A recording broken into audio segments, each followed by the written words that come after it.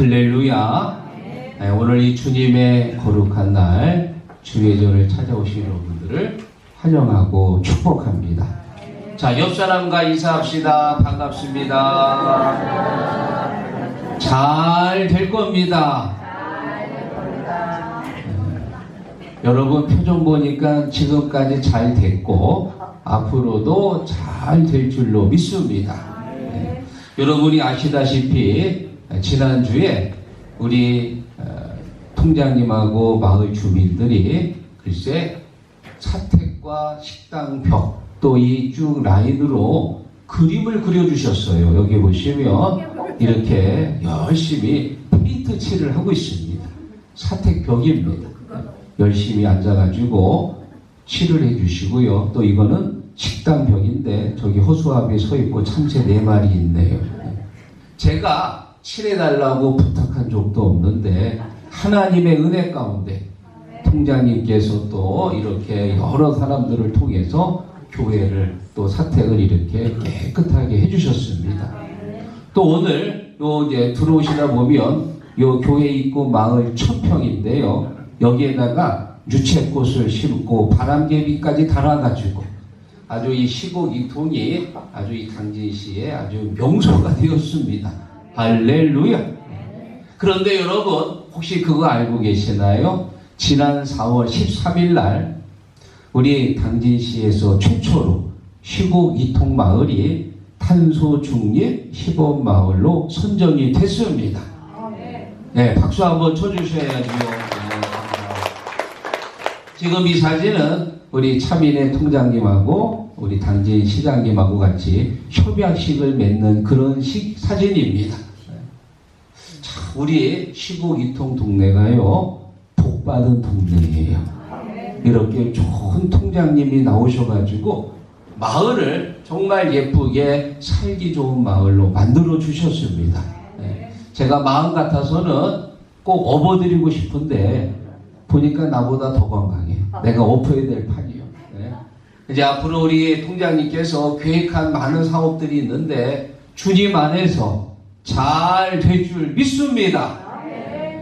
자, 오늘 특별히 우리가 웨슬리 회심 주일 286주년 맞이하고 있는데요.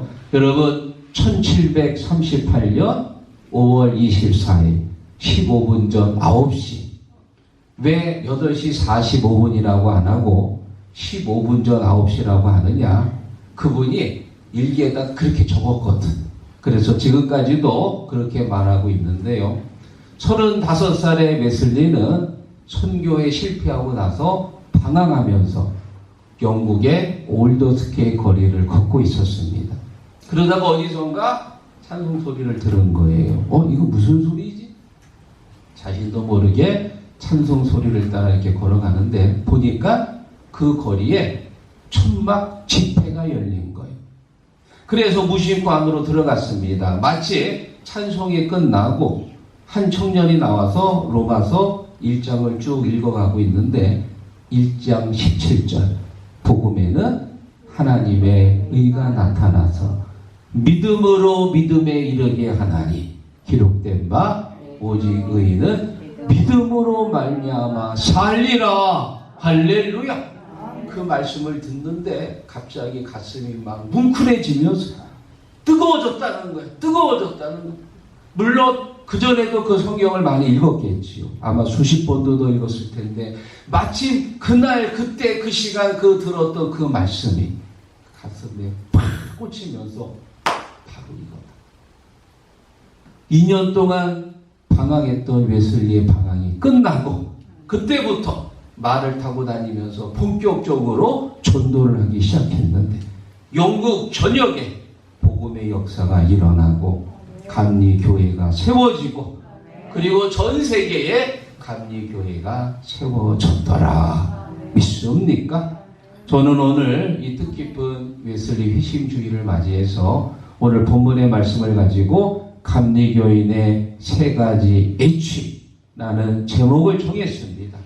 사모님이 주보를 딱 보고는 목사님 H라고 그러면 우리 성도들 잘 모를 텐데 좀 쉽게 바꾸면 어떠냐고.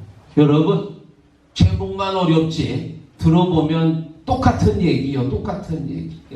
제목을 딱 보고 벌써 줄거리가 나오면 설교 듣기도 전에 맥이 빠지는 거예요. 그래 내가 오늘은 조금 어렵게 했습니다. 여러분 오늘 말씀을 통해서 우리가 감리교인의 정체성을 깨닫고 감리교인답게 살아가기를 주의 이름으로 축원합니다. 감리교인의 세 가지의 지 첫 번째 헤드 머리입니다. 말씀 중심의 냉철한 머리.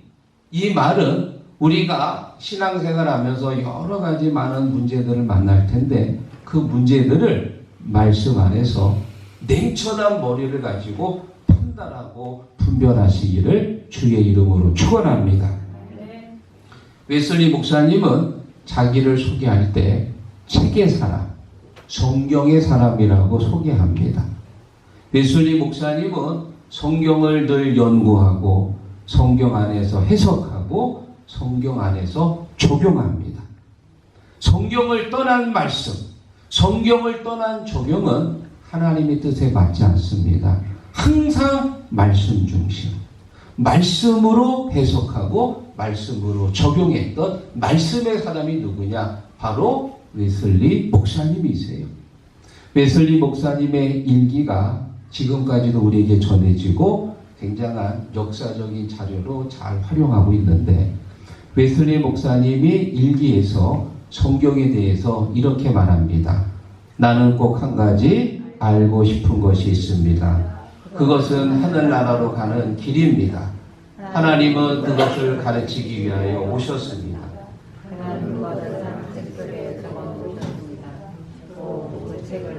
주십시오. 어떤 대가라도 지불할 터이니 그 하나님의 책을 주십시오. 여러분 지금 일기에서 웨슬리 목사님이 말하는 그 책이 뭡니까? 성경책입니다. 성경의 사람이었습니다. 늘 성경을 읽고 성경을 해석하고 성경을 통해서 적용하는 사람, 말씀의 사람입니다. 사랑하는 여러분, 우리가 지금 가지고 다니는 이 성경책은 수많은 사람들이 천여 년에 걸쳐서 적었지만 지금도 이 말씀이 내 안에 적용되고 있고 2000년 전에도 이 말씀이 살아있었고 앞으로도 이 말씀을 통해서 힘이 되고 은혜가 되는 줄 믿습니다.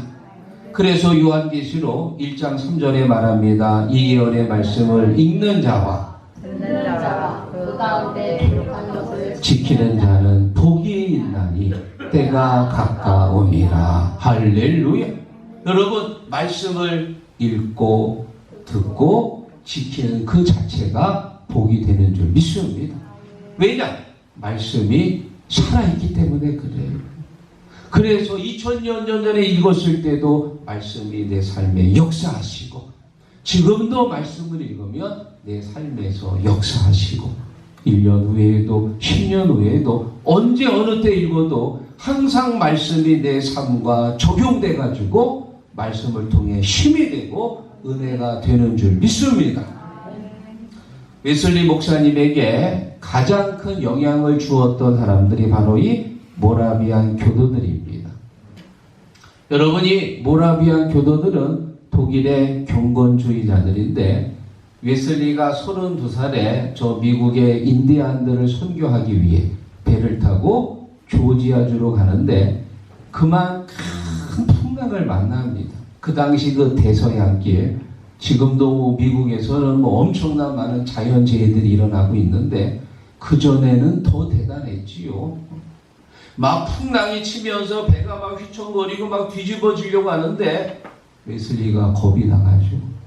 기둥을 붙들고 아이고 하나님 선교도 하기 전에 이거 죽게 생겼습니다. 어떡합니까? 하고는 막 벌벌 떨고 있는데 어디선가 찬송 소리가 들려오는 도대체 이게 무슨 소리지? 하고 봤더니 저쪽에서요 한 10여 명이 모여서 찬송을 부르는 거예요. 어른들도 있고 아이들도 있고 여성들도 있고 무슨 가족 같아. 그때 웨슬리가 큰 충격을 받습니다. 똑같은 하나님을 믿는 사람들인데 나는 왜 이 죽음 앞에서 벌벌 떨고 있고 저들은 오히려 기뻐하면서 찬송을 부르고 있는가. 나는 송직자입니다. 목사고 저 사람들은 평신도인데 오히려 저 사람들의 믿음이 더 대단한 거예요. 그래 거기서 큰 충격을 받습니다. 사실 이 웨슬리가 천막 집회를 통해 은혜를 받았을 때 그 천막 집회가 모라비안 교도 집회였습니다. 그래서 이 웨슬리가 회심하고 나서 몇 개월 동안 독일 헤른후트에 가가지고 여기가 이제 모라비안 교도의 이제 본부인데요. 거기 가서 몇 개월 동안 생활을 합니다. 그러면서 아주 큰 도전과 감동을 받게 됐는데 나중에는 모라비안 교도라고 흡혈을 선언합니다. 완전히 선을 그었습니다.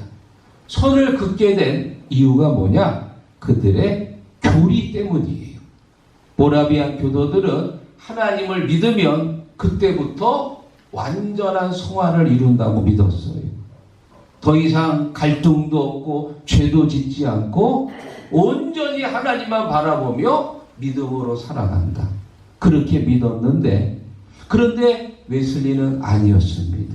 여러분 우리가 입으로 시인하고 마음으로 믿으면 그때부터 하나님의 자녀가 되고 거듭나는 삶이 됩니다. 그러면 내 안에 악한 본성이 다 사라지나요? 죄도 짓지 않고 불평도 안 하고 원망도 안 하고 정말 천사처럼 사는 건가요? 아닙니다. 예수님을 믿으면 그때부터 성화가 시작이 되는 거예요. 마치 아기가 걸음마를 시작하는 것처럼 이제 시작의 단계거든.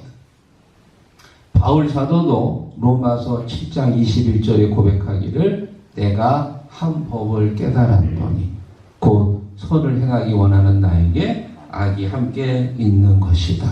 다시 말하면 항상 우리 안에는 악한 본성이 있습니다. 예수님을 믿고 성령이 충만해도 내 안에 악한 본성은 남아있는 거예요. 웨슬리 목사님은 성경의 기준으로 철저하게 이성적인 판단을 내리고 이 모라비안 교도들하고 선을 그었습니다. 사랑하는 성도 여러분, 우리 감리교인들은 어떤 사람들이냐? 냉철한 머리를 가지고 말씀 안에서 분별하고 판단하는 사람입니다. 여러분 우리가 신앙생활 하다 보면 혈연 때문에 끌려가고 학연 때문에 지연 때문에 신앙 안에서 판단하지 못할 때가 많이 있는데요. 우리 감리교인들은 냉철한 머리를 가지고 말씀 안에서 정확하게 판단하고 분별해야 돼. 그래서 우리 감리교 신학대학이 어디에 있느냐? 서울 냉천동에 있는 거예요.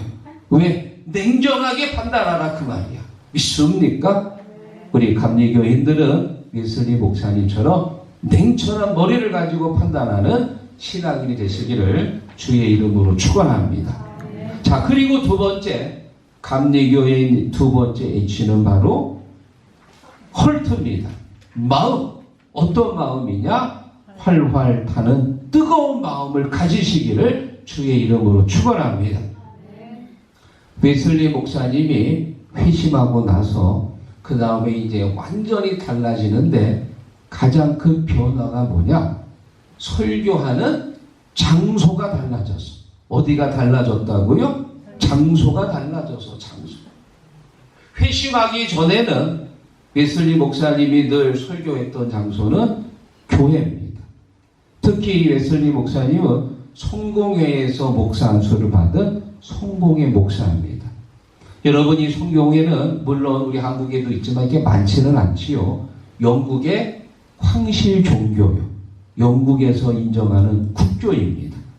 그래서 이 성공에 오는 대부분의 사람들이 다 귀족들이에요. 명문가들.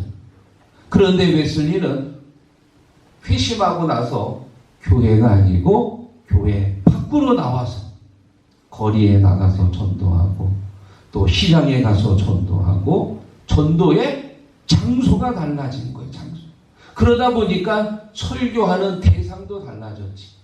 성공회 안에는 귀족들, 황실들이 많았지만 이제 지금은 노동자들, 서민들, 상인들에게 복음을 전하게 됩니다. 자, 오늘 주보 표지를 보면은 자, 이 웨슬리 목사님이 이제 설교하는 장면인데요. 지금 여기가 어디라예요? 브리스톨이라고 하는 곳입니다. 회심하고 나서 제일 먼저 이제 설교한 곳이 바로 이 브리스톨인데, 이 브리스톨은 우리나라로 말하면 태백 같은 곳이, 태백, 탄광이 있는 곳입니다. 광촌입니다. 그래, 거기에 내려가 가지고 그 사람들을 만나서 복음을 전하고 또 그 사람들을 가서 섬기고, 그렇게 첫 번째 야외 설교를 하게 됩니다. 여러분, 이 웨슬리가 왜 태백까지 내려갔을까? 여러분, 서울에서 태백으로 갔다고 생각해 보세요. 런던에서 브리스톨로 왜 갔을까요? 복음을 전하지 않으면 견딜 수 없으니까. 성령께서 그 안에 들어오셔서 마음을 쥐어짜면서 성령의 인도를 받아서 그 먼 브리스톨까지 내려가서 복음을 전합니다. 구약 선지자 중에 예레미야 선지자가 있습니다. 이 예레미야는 한마디로 눈물의 선지자지요. 눈물을 흘려가면서 망해가는 이스라엘을 바라보고 설교를 합니다. 그런데 사람들이 안 들어요. 그리고 오히려 말합니다. 너 절대 말하지 마. 너 이제 앞으로 말하면 죽여버릴 거야. 아무리 얘기해도 사람들이 듣지 않아. 그래서 예레미야가 이제 생각합니다. 내가 다시는 너희들에게 전하나봐라. 듣지도 않는 거 내가 전해서 뭐해? 하고는 한 번, 두 번, 10번이고 나 다시는 전도 안 할 거야. 나 다시는 말씀을 전파하지 않을 거야. 라고 결심하는데 예레미야 20장 9절에 말합니다. 내가 다시는 여호와를 선포하지 아니하며 그의 이름으로 말하지 아니하리라 하면 나의 마음이 불붙는 것 같아서 골수에 사무치니 답답하여 견딜 수 없나이다. 아멘. 한 번이고 두 번이고 계속해서 나 전도 안 할 거야, 선포하지 않을 거야 라고 말하는데도 계속해서 선포할 수밖에 없는 이유가 있습니다. 왜? 마음이 불붙는 것 같아서 성령께서 들어오셔서 예레미야의 마음을 움직이시는 거예요. 믿습니까? 바울도 마찬가지였습니다. 고린도전서 9장 16절에 바울이 고백하기를 내가 복음을 전할지라도 자랑할 것이 없으면 내가 부득불할 일이니라. 만일 복음을 전하지 아니하며 내게 화가 있을 것이로다. 아멘. 부득불할 일. 복음을 전하지 않고 가만히 있으면 육신은 편하겠지요. 그런데 성령이 들어오시니까 가만히 있을 수가 없어. 부득불. 반드시 해야 할 일이지. 성령이 내 안에 역사하셔서 내 마음을 움직이시고 내 입술을 주장해 주시고. 믿습니까? 사랑하는 성도 여러분, 우리가 신앙생활 이렇게 마음이 불붙는 마음으로, 간절한 마음으로 하시기를 주의 이름으로 축원합니다. 여러분, 지금 이 사람들이 서 있는데요, 이 사람들이 지금 왜 서 있을까요? 우리가 이렇게 멀리서 와가지고 줄 서 있는 경우는 명품을 사기 위해 줄을 섭니다. 그래서 이 명품 이제 시간이 되면 막 그냥 오픈런이라고 그래가지고 빨리 구하려고 막 뛰어가고 그러는데, 명품은 비싸니까 서 있을 만도 하지요. 또 명품을 위해서 대신 줄 서주는 알바도 있다고 합니다. 그런데 지금 이 줄은 명품 줄이 아니고 왼쪽에는 햄버거 사 먹으려고 줄 서 있는 거예요. 오른쪽은 빵 사 먹으려고 줄 서 있어요. 오른쪽에 아예 어떤 아줌마는 아예 앉아버렸네. 힘들어가지고. 요즘 젊은 사람들은요, 이렇게 맛집을 찾아가지고 어디 맛있다 그러면 1시간씩 달려가서 줄까지 서서 글쎄 그 음식을 삽니다. 참 열정들이 대단해. 여러분, 이 사람들이 왜 그렇게 멀리까지 가서 1시간씩 줄을 서고 그 빵과 햄버거를 살까요? 제가 생각하기에 마음이 불붙는 것 같아서. 견딜 수가 없거든. 그거 먹지 않으면 견딜 수가 없어요. 그래가지고 시간 내서 달려가가지고 그거 사는 거예요. 그렇다면 오늘 여러분들은 교회 오실 때 어떤 마음으로 오셨습니까? 오늘은 주일이니까 예배 드리러 가야지. 그런 마음으로 오셨습니까? 잘 오셨습니다. 정말 좋은 믿음입니다. 그런데 더 좋은 믿음이 있어요. 어떤 믿음이냐? 마음이 불붙는 믿음. 견딜 수가 없는 믿음. 주일이면 하나님 앞에 예배 드릴 수밖에 없는 그런 믿음. 정말 교회 오지 않으면 견딜 수 없어서 친구도 만나야 되고 일도 해야 되고 돈도 벌어야 되지만 그것보다 예배 드리는 게 더 중요하니까 마음이 불붙는 마음으로 주님 앞에 올 때 주님께서도 기뻐하실 줄 믿습니다. 잠언서 8장 17절 나를 사랑하는 자들이 나의 사랑을 이루고 나를 간절히 찾는 자가 나를 만날 것이니라. 믿습니까? 사랑하는 성도 여러분, 우리 감리교인들은 뜨거운 마음으로 늘 예배드리고 전도하고 봉사하시기를 주의 이름으로 축원합니다. 마지막 세 번째 감리교인의 H는요 바로 핸드, 손입니다. 행함과 진실함의 손이다. 웨슬리 목사님이 활동했던 시기는 바로 18세기 영국입니다. 여러분 18세기 영국에 무슨 일은 일어났지요? 산업혁명이 일어났습니다. 그래서 기계가 나타나고 발달하면서 공장이 생기고 공장이 24시간 돌아가면서 대량 생산이 가능해집니다.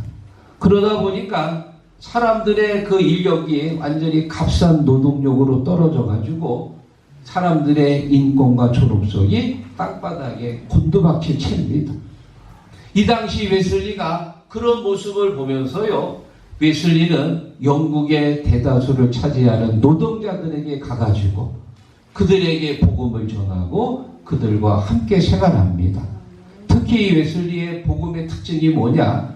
설교만 한 게 아니고 같이 일하고 또 그들이 가난하잖아요. 그러면 먹을 것을 나누어 주고 옷이 없는 사람들에게는 옷을 공급하면서 쉽게 말하면 그들의 필요한 것들을 채워주면서 전도한 거예요. 믿습니까? 이런 전도 방법은 우리나라에 복음을 전했던 아펜젤러와 언더우드 목사님의 방법하고 아주 비슷해요. 1885년 4월 5일 부활 주일 아침에 이 두 분의 선교사가 제물포항에 들어옵니다. 그리고 복음을 전하는데 복음만 전하는 게 아니고 그 당시 우리나라 사람들은 굉장히 가난했잖아요. 먹을 게 없었습니다. 그래서 먹을 것을 받아와가지고 사람들에게 나눠주면서 전하고 또 그 당시 아픈 사람들이 많은데 치료를 받지 못합니다. 그래서 의료 선교를 하면서 복음을 전하고 또 배우지 못한 사람들이 많으니까 공부를 가르치면서 전하고 그렇게 해가지고 하나님의 사랑과 이웃 사랑을 병행하면서 복음을 전하니까 이 한국에 복음의 역사가 쫙 퍼지는 거예요. 믿습니까? 웨슬리 목사님의 아주 유명한 경제 원칙 세 가지가 있습니다. 첫째는 works, 일해라. 무슨 일이든 정규직이든 비정규직이든 알바든 그 일은 하나님께서 내게 주신 천직입니다. 그래서 어떤 일을 하든 감사하면서 열심히 일해라 그 말이에요. 그리고 두 번째는 세이브입니다. 열심히 일해서 돈을 벌면은 어떻게 돼요? 모아야 돼요. 물론 큰 돈은 아닐 수 있습니다. 그런데 우리나라 말에 티끌 모아 태산이라고 있잖아요. 작은 돈이지만 그것이 모이고 모이면 큰 돈이 됩니다. 성경 말씀 잠언 16장 8절에도 이런 말이 있습니다. 적은 소득이 의를 겸하면 많은 소득이 불의를 겸한 것보다 나으니라. 믿습니까? 적지만 조금씩 모으면 그 돈이 큰 돈이 되는 거예요. 여기 계신 우리 여성계 회원분들이요 다 지금 그렇게 살아오셨잖아요. 감자 캐가지고 팔아서 조금 모으고 고구마 캐가지고 팔아서 조금 모으고 고추 따가지고 팔아서 조금 모으고 된장, 고추장, 간장 팔아가지고 그래가지고 조금 모으고 그래요 안 그래요? 얼굴 보니까 안 그런 것처럼 갖고 계시네요. 여러분들이 지금 그렇게 한평생 살아가지고 자녀들 가리키고 대학 보내고 사업한다 그러면 한비참 뚝 떠주시고 그렇게 살아오셨잖아요. 잘 하셨습니다. 여러분, 작은 돈을 무시하면 안 됩니다. 100원이 모이면 1000원 되고요. 1000원 모이면 10,000원 되고 10,000원 모이면 10억 되는 거예요. 다 그래가지고 10억 자산씩 다 갖고 있잖아. 믿습니까? 안 그런 것처럼 하고 계시네 다들. 적은 소득이지만 모아야 됩니다. 그리고 웨슬리 목사님의 마지막 세 번째 원칙이 뭐예요? 쉐어입니다. 쉐어. 왜 열심히 일하라고 그랬습니까? 왜 열심히 모으라고 그랬습니까? 마지막에는 나누기 위해서 그런 거예요. 그거 다 모아가지고 내 주머니에 내 창고에 모아놓는 게 아니고 모으고 나서 그 다음에는 나누는 거예요. 어려운 이웃들이 있습니다. 또 교회가 건축할 때 드릴 수 있고요. 얼마든지 나눌 수 있도록 모으라 그 말이에요. 믿습니까? 여러분, 하나님 사랑과 이웃 사랑이 함께 될 때 진정한 감리 교인인 줄로 믿습니다. 그래서 오늘 요한일서 3장 18절에 말합니다. 자녀들아, 우리가 아멘. 말과 혀로만 사랑하는 사랑은 신앙인이 아니지요. 행함과 진실함으로 하자. H, 마지막 H가 뭐냐? 행함과 진실함의 손입니다. 사랑하는 성도 여러분, 우리가 그렇게 사시기를 주의 이름으로 축원합니다. 오늘 말씀을 정리하면서 한 가지 예화를 말씀을 드립니다. 웨슬리 목사님이 어느 날 천국에 가는 꿈을 꾸셨어요. 천국에 갔더니 가브리엘 천사가 오셔서 웨슬리 목사님을 기쁘게 영접해 줍니다. 웨슬리 목사님 마음에 정말 궁금한 게 한 가지 있었습니다. 그게 뭐냐? 천사님, 천국에 감리교인들이 얼마나 많이 있습니까? 그랬더니 천사님이 말하기를, 목사님, 천국에 감리교인은 한 명도 없습니다. 예? 감리교인이 없다고요? 그러면 혹시 성공의 교인들은 몇 명이나 있지요? 한 명도 없습니다. 천주교인들은요? 없습니다. 하나님의 나라 천국에는 감리교, 성공회, 천주교, 구세군 한 명도 없고 전부 다 하나님의 자녀만 있습니다. 할렐루야. 여러분 주위에 우리 감리교회도 있지만 장로교, 천주교, 구세군, 성결교 많이 있잖아요. 천국에 가면 아무 의미 없는 거예요. 그런 거. 사실 이 땅에 살면서 우리가 우리의 욕심 때문에, 생각 때문에 이렇게 파가 나뉘어졌지만 하나님 안에서는 다 하나입니다. 하나님의 나라에 가면 하나님을 믿고 예수님을 섬기는 하나님의 자녀만 있는 줄 믿습니다. 그럼에도 불구하고 우리가 이 땅에 살아가는 동안만큼은 감리교인답게 사시기를 바랍니다. 감리교인이 누구냐? 냉철한 머리를 가지고 성경 안에서 판단하는 거예요. 뜨거운 마음을 가지고 충성하고 예배하고 헌신하시기 바랍니다. 그리고 행함과 진실함의 손으로 봉사할 때 하나님이 영광을 받으십니다. 지금까지 여러분들이 그렇게 살아오셨습니다. 우리 베드로 선교회원들은 LED 센서 등을 달아드렸고, 또 청지기는 고구마를 캐고 팔아서 또 선교사업, 장학사업을 하셨고, 또 우리 사랑하는 한나 마리아 선교회원들은 부침개를 붙여서 이웃들을 나눠주시고 지금까지 잘 해오셨고 앞으로도 그 선행을 이어가야 됩니다. 오늘 이 웨슬리 회심주의를 맞이해서 감리교답게 감리교 정체성을 가지고 믿음으로 살아가시기를 주의 이름으로 축원합니다.